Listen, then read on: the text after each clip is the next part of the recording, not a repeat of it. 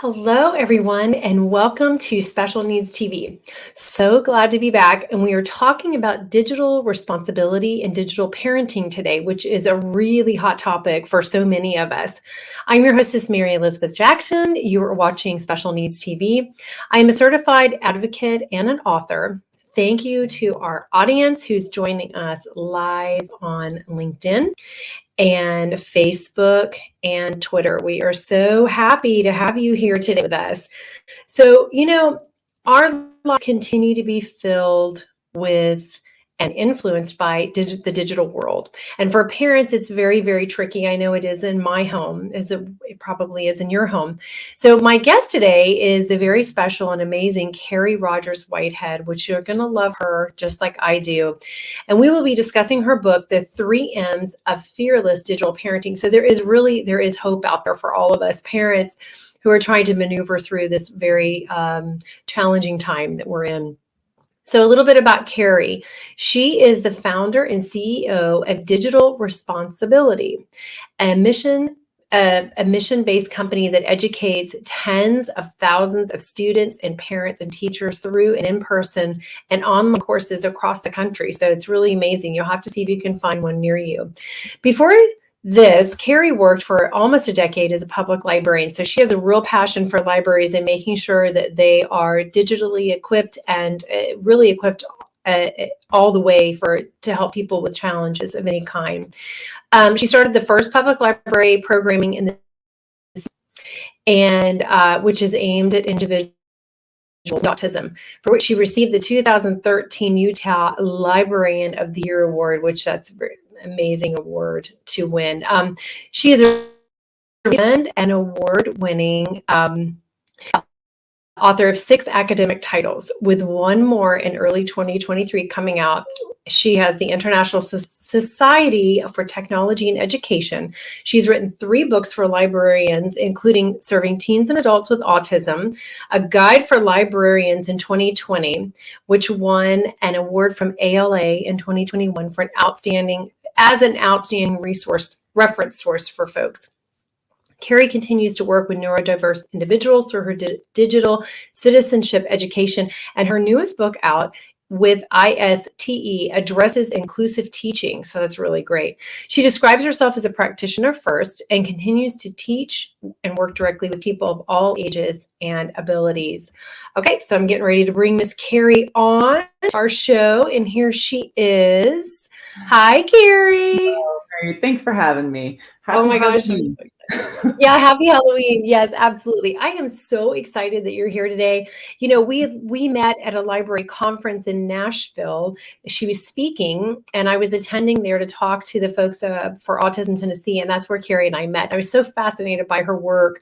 I was like, I have to meet this woman and get to know her outside of meeting you there and getting to know you. And just you're just so brilliant, and your heart is so passionate. And that's one of my first questions actually is, where did your passion for helping people maneuver through the digital world come from actually? Yeah, well, as a librarian, and ask any librarian, we see it all. It's one of those spaces that has everybody, which I love because, all ages, all abilities, all in one place.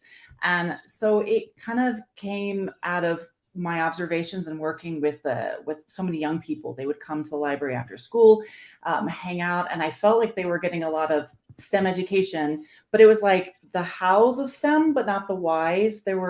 The ethics were missing, the deeper questions of how of why we use technology and how it intersects in our lives, the conversations of how do we let technology, what's the balance of technology in our lives, not just how to use the technology, but the deeper pictures. So I observed what the kids were being taught. I ran a lot of STEM programs myself, and I was like, there's a gap here that we don't want to just have them use the tool. We want to teach them when should they use the tool, and how do we do it responsibly and ethically. Yeah, absolutely. And it's so important because every day it's growing, and every day the rules are changing, and we're trying to keep up, aren't we? And so we need people like you out there teaching us as parents, as teachers, as, people, libraries, offices, corporate offices, corporations. And we need that help to go, okay, so, like as a parent, I always say there's not page 53 for me to turn to when I would have to address something with my child. It's not something I was like prepared for. So we're definitely not prepared for the digital world.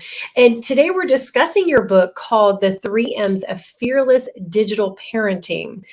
And so can you tell us what the 3M's are of fearless digital parenting, which I just love that title. Well, they're based around developmental stages. And if you got, special needs TV, I bet your parents really know their developmental stages more than your average parent. But your average parent, they didn't turn to page 53 and say, this is what we don't always understand where our child's brain is or where they are developmentally. And so I found that working with parents, there was a disconnect between our expectations around technology and where they were developmentally. So that's where it came up. So my company, Digital Respons-Ability, we've been the state provider in Utah for a few years now of like online safety and digital citizenship education, and parent education is part of our contract. So I work with a ton of parents, and I kept finding this over and over again. Like no one teaches the parents. They just hand you the bundle of baby and say, good luck. You don't necessarily know what they're supposed to be doing at 2 months or 2 years, and then how does technology intersect with all of that? So I built it around the 3M's, which is model at that young age. Because, you probably see it, when you're out and about, the kids reaching for the phone or they're learning like, this is how we use technology. This is how my parents model it. And this is what I do. So modeling it. And then when they're a little older, you're managing those accounts. They're getting their first online accounts. They're getting out online a little bit more when they're like that tween age. So, but you should be very involved in that management, and that the monitor step is like, okay, we're taking another step back because they're becoming closer to adults. And how do we monitor as parents a lot of their moods, and teens don't always tell you directly how they're feeling, but you have to monitor how technology is affecting them in different ways. And so that's the process of stepping back. But I also called it fearless because when I would teach parents, and I still run across this, there is a lot of fear. And when we're scared, we kind of parent in a black and white way, that because I told you so, there's no room for nuance because we're scared, and we just take it away or we just ban it. And so I try not to scare parents. I try to empower them, because there's enough to be scared of in the world. We don't need one more thing. Right. Absolutely. We don't. Keep going. Yeah. So that's what's based around, and I break it up into ages. So when I teach parents, and how the book is structured is like, at this age, think about this. This is how we should be parenting, talking about tech. At this age, focus on this. This is what kids are using at this age. This is where they are developmentally. And at this age, focus on this. So that's kind of like how I've structured the book, but it's also structured in like different topics as well. Some of the big topics I get in classrooms are, cyberbullying is one that comes up a lot, issues of gaming. There are, and those kind of, there's concerns about like sexting and predators and things like that. So those are broken up into different topics throughout the book, as well as those 3M's. Wow. I mean, you've just touched on like a whole plethora of things that parents are concerned about, aren't we? So, I think that it's a real asset to have that you've written this book for parents, for libraries, for families to be able to maneuver through, because we need as much help and ammunition, and I don't like to use that word, but you know what I mean, to gear us to be able to effectively, positively, successfully parent for our kids in the world today. And when you have a child with ASD, or ADHD, and they've got those compulsive things going on for them, it's hard to help them understand what is okay digitally and what's not okay. And, because, when they're on there, it calms them down, right? Well, what it does is it kind of numbs the brain, but it's also addictive at the same time. So it's important for us to be able to teach them early on, okay, so you only should do this for a little while. Because like, if we let them eat chocolate all day long, they're going to go into a sugar coma, throw up, whatever else, So we have to monitor things like that too. Well, what advice can you give to anyone in our audience or who's watching on the replay that is a librarian to help the library, or somebody who would like to, maybe watching and say, hey, I'd like my library to be more friendly. I'm going to go check and see if they are. What advice do you have for them? Yeah, so in my other book that's serving teens and adults on the autism spectrum, I mean, libraries are one of the last places that we're all combined into one, and as I was saying, and librarians are really care about inclusivity, but they don't always see those with autism's perspectives, like different brains, right? So I think that members of the autism community can be a really great help to libraries to say, hey, have you thought about this program, or can I host or be involved or volunteer? Or hey, maybe your site could be changed a little bit so it's a little more digitally accessible, because they might have the best intentions, but they don't necessarily know those different needs until they come across it as well. I mean, I learned a lot from my autism parents about how to structure my rooms and programs better. And like, I remember one of the first times I had a sensory story time, the room was also used for like, local town halls and government stuff. And so we had a bunch of flags out, and I didn't even think of like the flag as being a distraction.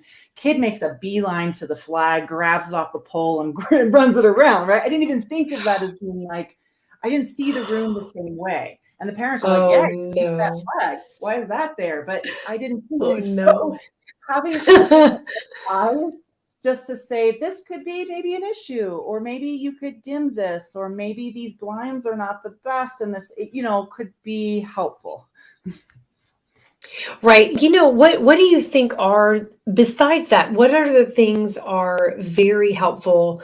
I know what we did in our library here. So, anyone out there listening or watching today, you can become an activist or an advocate for your library, for your children, or for other people's kids. Your child may be fine, but what about the other folks who, you've got parents who won't come to the library because their child can't, it's not conducive for them, even in, it's supposed to be a quiet environment, right? It can still be overwhelming, but we want all children and families to come to the libraries. The center should be the center of the community, but it's also a place for the love of literacy.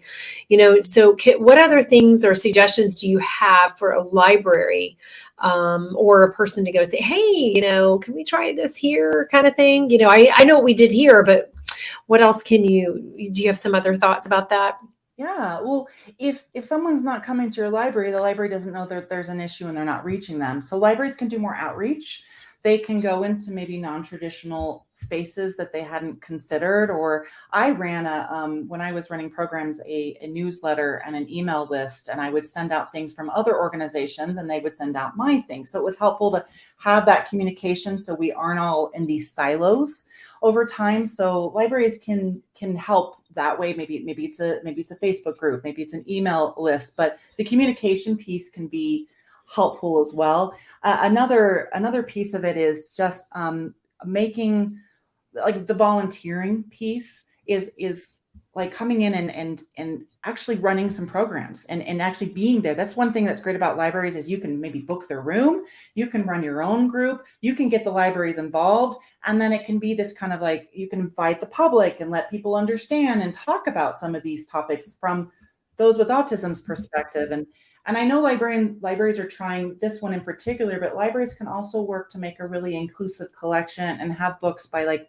people who actually are on the spectrum, not just others. Like, so they can expand their collection to have those voices.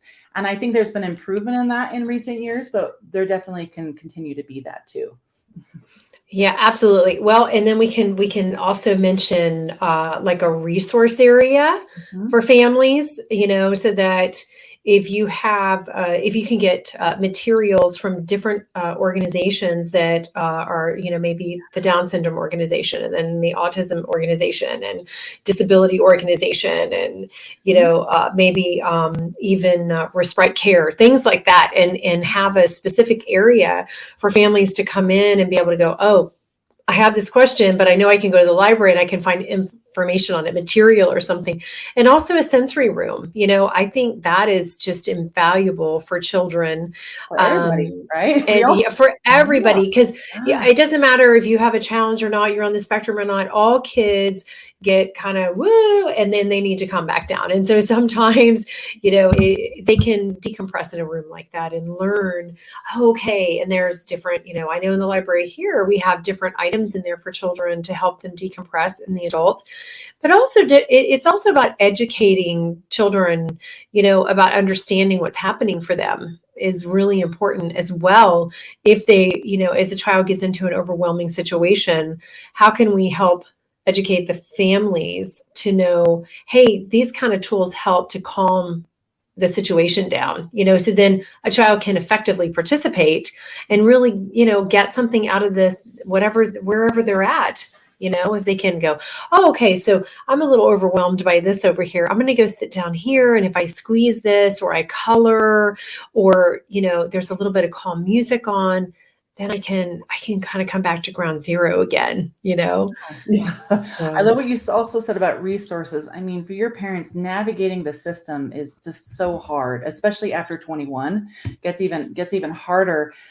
When I was running a sensory group, the parents and caregivers started creating their own group on the side that they would meet to provide support and everything. So, caregivers and parents need support as well. And the library can be a space for that too, to get those resources. That's hard to navigate. it's very, very hard to navigate. I see those questions because I'm in several groups, and I see those questions quite often for that navigating of like coming out of high school, going into college, or out of college time age into higher adulthood. What do we do? Where can we get help? I see that a lot, and you probably do as well. And so that is a super important thing, is to, if you're a family out there who's looking for that, then look in your area, call whatever city, whatever town you live in, Google it. We all use Google, right? And so you can, Google that disability services, what is in your area. And then from there, ask them specifically what you're needing, because usually they have those names and numbers of other organizations if they cannot help you, right? Mm-hmm. Yeah.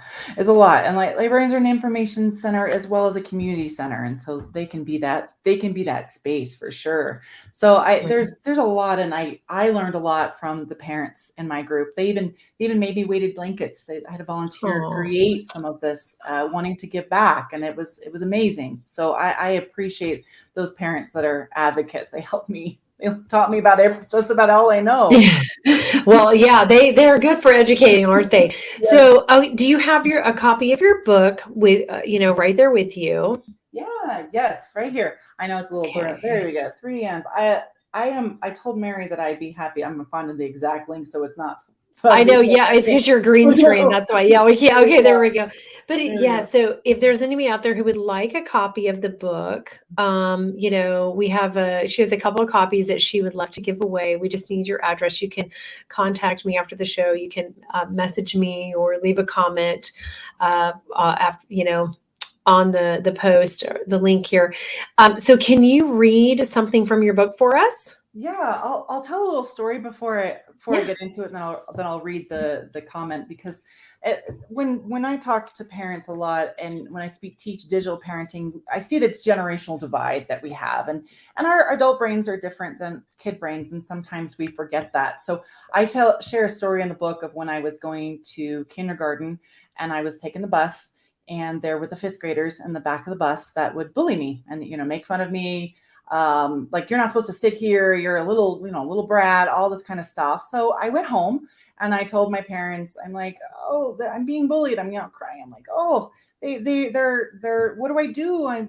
They're so mean. And my parents gave me the old adage, sticks and stones may break my bones, but words may never hurt me. And so I write in the book, about that story.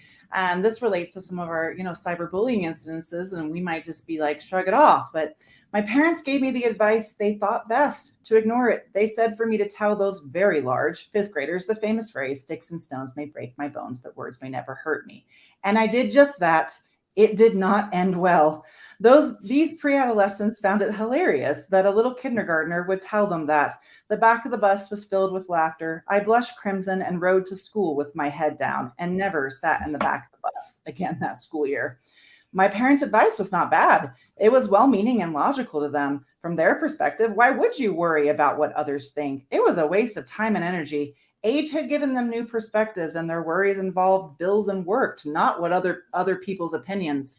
I'm around the same age my parents were when giving me that advice, and I can see their perspective. Why should you worry about what people think? Just live your life and move forward. But my adult brain still remembers being bullied. We as adults have the benefits of hindsight and experience, but we're hampered to help our children by our emotional states. While I can still remember the bullying, the feeling when retrieving that memory are different than experiencing it. We can understand our child's present through our past, but it's not through the same lens. This means that our advice around incidents like bullying, although given with love and caring, may not be helpful in the moment. And I say that because sometimes those things that happen online, like they seem trivial. Why do you care what they're saying? Why do you care about that post? Why do you care about that comment? And from an adult brain, yeah, why do you care? You're going to stop. You're going to move forward a little bit. But in the moment, it can be very hurtful and very harmful. And our well-meaning advice can cause more problems. So I know that this is particular of interest to the autism community because younger people who are on the spectrum are more likely to be bullied. So this is probably something a lot, many of your parents are dealing with right now. So what can we do? We don't tell them sticks and stones may break my bones, even though we mean to. We don't just tell them to shrug it off. We try to help them in other ways, and also empower them to report incidences, screenshot incidences, and advocate for themselves. That's part of, if they're a little older, part of that process too. Shrugging it off, it's not necessarily bad advice, but for a young person's brain, especially someone on the spectrum who might not even understand what the context of what the bullying is about, that's not necessarily always the best response. Well, and they may just, all they can feel is that it doesn't feel good to them. Like they know that internal, if they don't pick up social cues, they do have those internal cues, I think, inside that just say, that doesn't really feel good to me.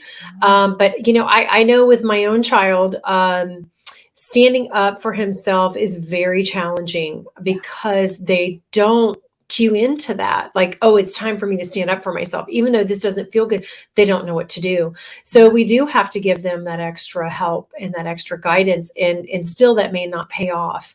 But we do have to give them those tools to help, One advice I give parents is to kind of be a crutch a little bit while they're learning to advocate and stand up for themselves, is be the scapegoat.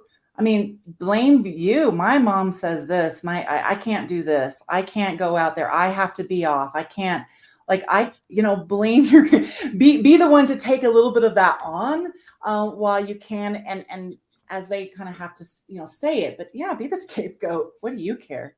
Yeah, I know, right?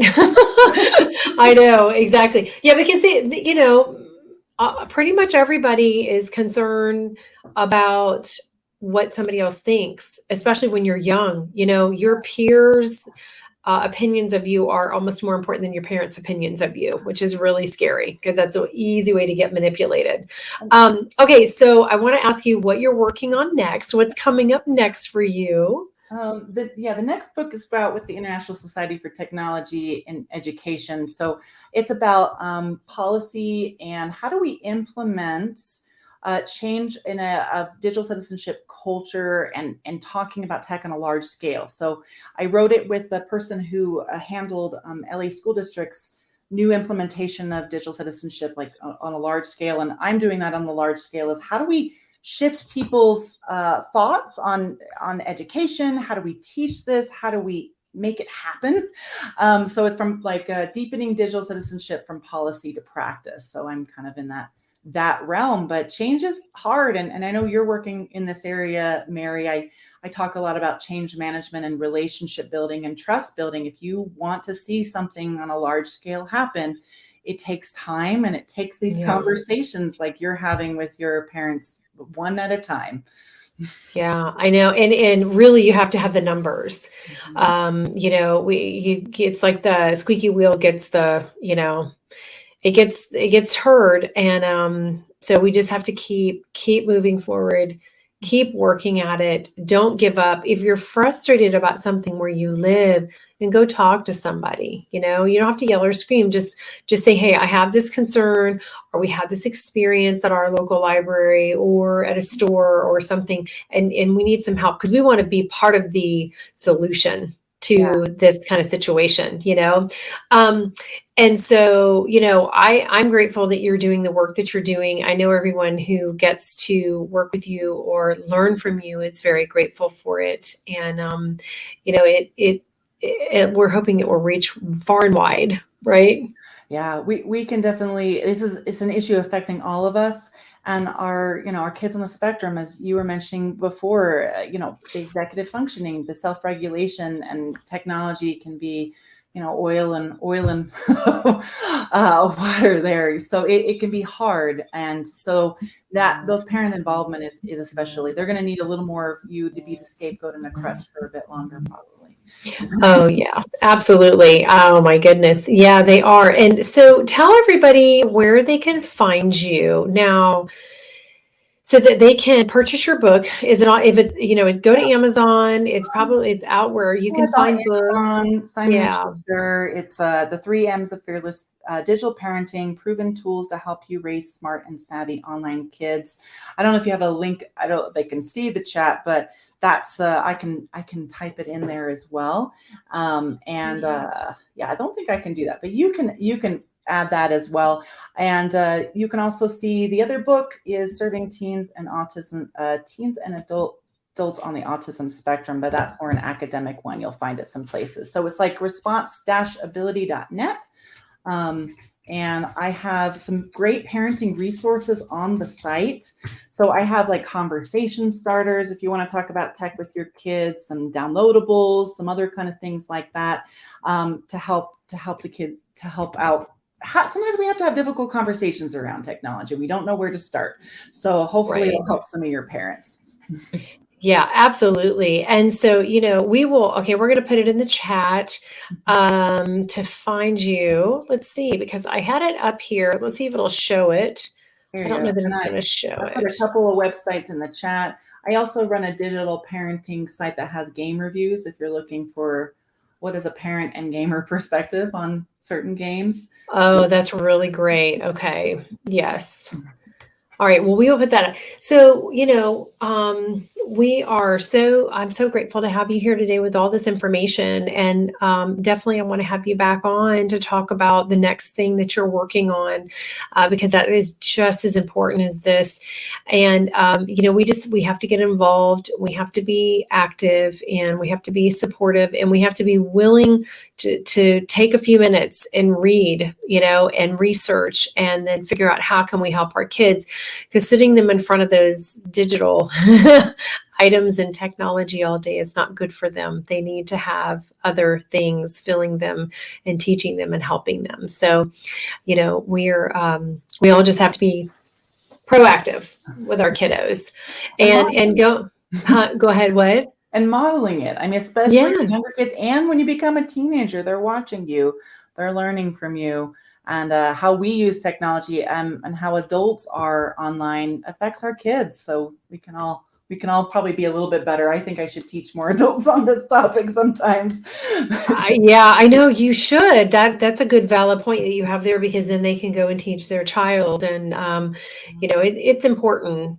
What we're talking about today is very important. And you know, go to your local library and check and see how active they are, and are they addressing, you know, things being friendly for people with challenges or on the autism spectrum or whatever it is. Talk to the library. They're usually, I have found, very, very open to, oh yes, let's be more accommodating, and you know, at least we'll help them to have some more resources there, you know, for folks coming in that need information. So we will have you back on, Carrie. Thank you so much for being here. You know, it's been a great time talking to you, and it's been very educational. So her book is called The 3 M's of Fearless Digital Parenting. Yes, you can get it anywhere that books are sold. And we'll see you soon. And thank you for tuning into Special Needs TV, and we'll be back soon. So we appreciate you being here today. And Carrie, thank you so much. Thank you. Bye-bye.